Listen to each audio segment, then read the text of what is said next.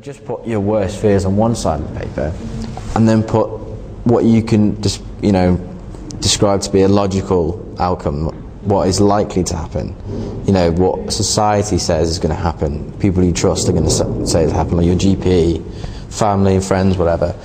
So then write it down, and then, you might want to show your GP that and confirm, again, reiterate why it's logical for the left-hand side to be right. The likely things are going to happen. Yeah. And then,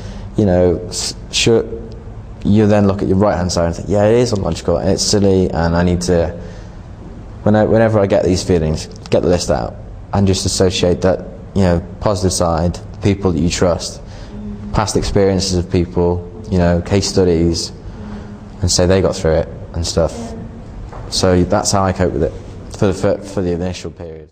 Depression, we found in general, just through daily life, was getting through the day, because you couldn't take any more than that. Even get through the hour of setting yourself small goals of, well, if I don't manage the rest, I don't manage it, but I'm going to get through this hour and, do this, and just do small goals, because people go, oh, well, I've got this to do this week and this and this, and I have to get that done. And you put yourself, when you've got this big list of stuff going, you have to do this and you have to get it done, you've just got to break it down. There's something I still do to cope, is break it down, like work and stuff at uni.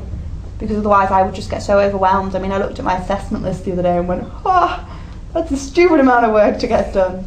But then if I take it essay by essay, deadline by deadline, I'll get it done, and it'll work. And that's one thing I've really found works for me. But with depression, as I said, there's no plaster, there is no opposite, very simple thing. But there are things you can do.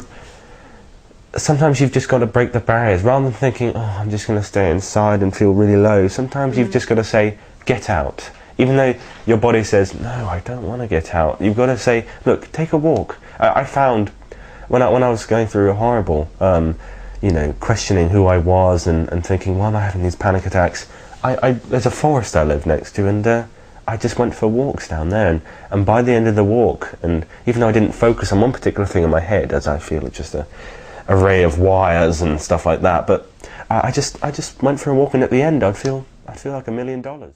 It was such an achievement to be able to do, and so many girls had done it, and they said how much better you feel about yourself. It doesn't even have to be a sport, it could be any kind of skill. How good I felt about myself from sticking to something for once, because I hadn't done it for so long, and actually learning to do something, and now I'm one of the better players, and I'm really fast, and that feels amazing, because I couldn't have done it without their help. But it was me that stuck with it, and it was me that did it, and I can actually say, I did something really good. I haven't been able to say that for ages. So sense of achievement. Yeah, definitely. I'd encourage anyone to try to do something new, whether it's a sport or any kind of skill. If you want, I've sort of wrote everything on my laptop, right. just my experiences and, how they've made me feel. And it's helpful. It's helpful. And I just sort of, also as well, times where I'm having, when I'm having a bad day, I think with depression, sometimes life can feel so bleak anyway. But sometimes when I've reread over what I've wrote, it's largely exaggerated. As I think when you're feeling depressed, I just think everything's bad. Yeah. You know what I mean? You just can't look at life or anything objectively. Everything's, bleak and dark and horrible.